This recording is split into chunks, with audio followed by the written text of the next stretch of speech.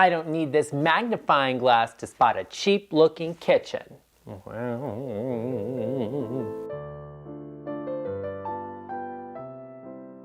Hey there, hi, welcome to the channel. I am Garrett, and in this video, we're talking all about things that make a kitchen look cheap and easy, affordable ways to elevate the space and make them look luxurious and sumptuous. We're also gonna share some custom features you can add to the kitchen to improve the functionality, the usability, and improve your life. We've got a number of these to get through, so let's get into the video. The first thing that makes a kitchen look cheap and can be upgraded and elevated is actually all about doors. We're seeing this a lot on social media, being shared on Instagram and everywhere, and it's actually, surprisingly, an accurate piece of information.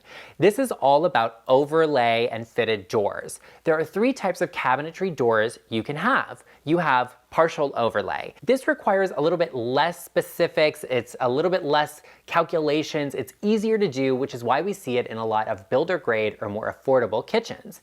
You then have full overlay. This requires a little bit of precision, some calculations, some fitting. It's more luxurious and is really popular for more modern style kitchens. This is something beautiful and is definitely an upgrade. The final and most luxurious type of door you have is inset. This takes a lot of work and usually requires a cabinet to be custom made. However, you can order new cabinet doors and have them fitted or retrofitted onto your cabinets to elevate them and make them luxurious. You can keep the base of the cabinet and just upgrade the doors. This is an easy change to make that will elevate and upgrade the space, making it look and feel more luxurious no matter what style you choose. And while you're at it, you could always upgrade and elevate to some beautiful and luxurious new kitchen hardware. The next thing that makes a kitchen look cheap and honestly is more of a maintenance issue than anything is grout lines. The larger the grout line, the less tile you see, the more grout line there is to clean, the more discolored it can get.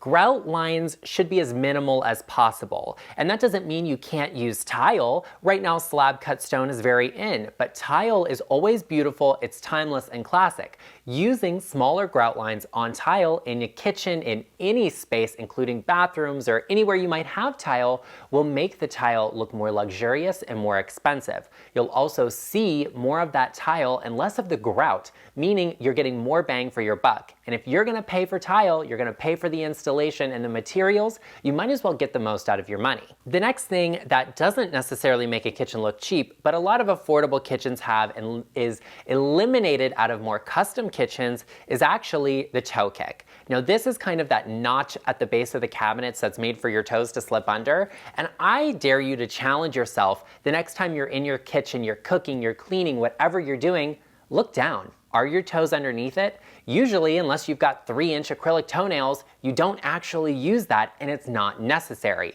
It's just kind of a dirty little crevice that gets filled with dust and dirt, in my case dog hair, or crumbs, whatever that is for you. It's not necessary and it's actually a maintenance item. And hey, if you've got those 3-inch acrylic toenails, you have larger issues that need to be addressed first, but eliminating that toe kick will actually elevate the space. This can be done by adding baseboard and some sort of backing underneath the cabinet. That way it'll bring that forward. You can put a beautiful piece of baseboard that matches what's in the rest of your home, and you don't have to have that little area that needs to be cleaned and that usually isn't really serving any purpose other than in theory, which is great, but not in reality. The next thing that also is a part of a luxury kitchen that more affordable kitchens lack is actually the number of drawers. Base cabinetry is typically hard to get into, it's hard to take advantage of, and it's not great for storage and organization, which is why I always recommend that you add as many drawers as possible into a kitchen. You can have drawers retrofitted into cabinets. You open the door, you pull out a drawer, pretty simple and easy, and can be an investment, but is definitely worthwhile for the accessibility, the storage, and the uses of a space. Having your lower cabinets be drawers is actually really great for aging in place, because you don't have to reach deep or try and get on your knees to get into the back of those lower cabinets. It makes it a lot easier to pull out a drawer, bend down, and pick something up. If you are designing a new kitchen, you're renovating, whatever that is for you, adding in more drawers will increase the usability, and it also increases the amount of storage space you have because you can actually organize. This makes a kitchen a lot more elevated, a lot more usable and functional, which, if we're being entirely honest, is the point of luxury. Having an ease of use and the least amount of work possible is what, in my opinion, makes a space luxurious. Plus, if you don't have cabinetry doors, that means that sneaky little bulldogs can't get into them. Speaking of little bulldogs, oh yes. Oh, you're very aggressive today. Oh, you're playful. What was that? We just reached 30,000 subscribers. Oh my goodness. That's right, everyone. Our channel has just reached 30,000 subscribers, and we want to thank you so much for being a part of everything we've been doing here, for taking your time, hitting that subscribe button and watching. And if you're not already subscribed, be sure to take a moment, hit the subscribe button, turn on the bell notification to get notified every time we upload, because we have got so much planned for 2022 and a lot of interior design and amazing content headed your way. The next thing that makes a kitchen look cheap is actually the Feature Backsplash. This is just not a great place to have a feature in your kitchen because it can just be difficult, it can be personal, it's difficult to change, and it's not always timeless. Sometimes you get sick of what is there and you want to change it up. Versus if you have an accent paint color, an accent faucet, or cabinetry hardware, these are things that are easy and affordable for everyone to change. Something like a backsplash, in my opinion, should definitely flow with the countertop. And that doesn't mean you have to do that slab cut stone. It just means have something that pulls those same colors. Whether you have green marble or granite, or you want a purple countertop, do the same thing on the backsplash. It allows the eye to rest and makes the space a little bit more timeless and definitely more luxurious. And let's not forget, you have the color of your cabinetry, the color of your paint, the color of your flooring, and the color of your countertop. Do you need another color? Ask yourself what the space needs, because it probably doesn't. A little bit more simplistic and minimal color schemes are always more elevated. The next thing that makes a kitchen look cheap, or rather makes a space look elevated, is a feature faucet. This is a great place to add an accent, add something beautiful and luxurious. It's a great place to invest in your kitchen. A luxury, a feature faucet is always beautiful because it's something you actually interact with. You have to reach, you have to touch those handles and the knobs, you have to pull the head of it out to spray things down in the sink. The faucet is something you regularly interact with. So investing in a good quality piece or something that's beautiful will always elevate the space. It's also a feature that gets overlooked. Having a luxurious and beautiful faucet in your space will elevate it and make it look super expensive. The next thing, in my opinion, that makes a kitchen look cheap is the cabinetry that does not extend to the ceiling.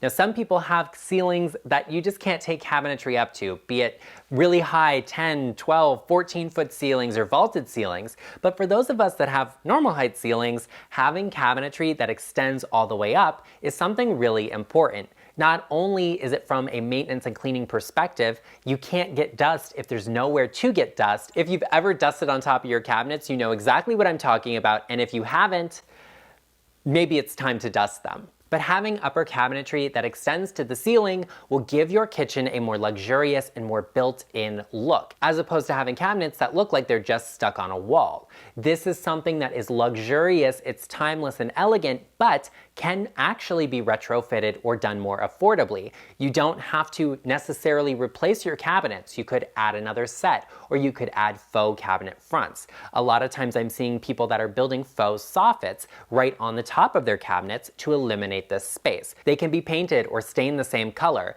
This will bring the eye up, increasing the verticality of the space, and it also makes it look more luxurious. This is a feature that can be added to almost any kitchen, but doesn't necessarily have to be expensive. The next thing that makes a kitchen look cheap is something that's often overlooked, and that is making sure your refrigerator actually fits the space.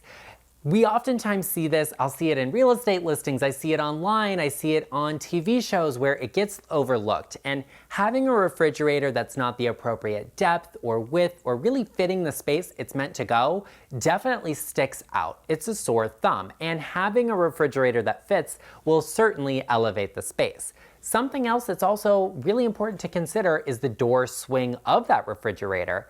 Can you open it without hitting the wall or cabinetry? I can't tell you how many times I've seen a TV show or on YouTube or on wherever that someone is complaining their refrigerator doesn't fit because they didn't take the time to make sure that the door would open. That's something really important to consider. Having a refrigerator that actually fits the space it's meant to be in means that it won't get as dusty or dirty behind the refrigerator, meaning you need to clean it less often. That's also something definitely worth considering. The next thing, in my opinion, that makes a kitchen look cheap is actually plastic. All of you that are familiar with my channel know environmentalism and aspects of our interior design and our spaces, our homes that impact the environment is super important to me, which is why in my kitchen I use as little plastic as possible. I definitely recommend, and it always looks luxurious to me when you go into a space, a kitchen, a home that has real, genuine, and authentic materials as opposed to a lot of plastic ones. Plastic is just not good for the environment, and it also doesn't actually have that long of a lifespan. I would definitely recommend looking at some other options, whether those are stone or wood or natural materials to use in your space, in your home for cooking. Even metal utensils are a lot better than plastic. Maybe that's more environmentalism than it is what makes your kitchen look cheap, but it definitely is an easy way to elevate and upgrade the space. Or if you have a lot of plastic utensils, maybe just try and tuck them away before you replace them. Use them through the end of their life so that you get that usage out of them. But ultimately, when it comes time to replace them, I would definitely recommend looking for something that's a little bit more sustainable. The next thing, in my opinion, that makes a kitchen look cheap is a lack of consistency in the materials used. It's really easy to find what you can and put them in your kitchen to make it work for the time being. But if you take a little bit of that time and you focus on your color scheme and what materials you're using, you can really elevate the space. This is really easy to do, especially if it just means repainting something or moving something to a different area. Look at your color scheme and consider what you're adding. Maybe only use 1 or 2 wood tones and stick to them, or 1 or 2 colors and stick to those. Having a consistency in the materials used in your kitchen will elevate the space, because having a lot of different pieces all over is definitely something that's a little bit distracting, it feels a little bit heavy, and it's hard to take in. As opposed to a space that has really good consistency in the colors, that's a little bit more sumptuous and a little bit more elevated because it's easier to take in, there's less going on, it's a simpler space, even though it may be more detailed. Having consistency in the colors and the materials you use will always upgrade and elevate the space, not even just a kitchen, whether that's any area of your home, you want to make sure the color scheme works. Well, there you have it, everyone. I hope you enjoyed this video. If you did, be sure to let me know in the comments section down below and share with me what are some of the things that you think are easy to upgrade and elevate in any kitchen. I also know that you know someone that they're working on their kitchen, they're doing a renovation, they're planning, or maybe they just need to, and you don't want to be the one to tell them that what they're doing isn't right, and I don't mind being that person. So share this video with them, because friends help friends, and I will see you in the next one.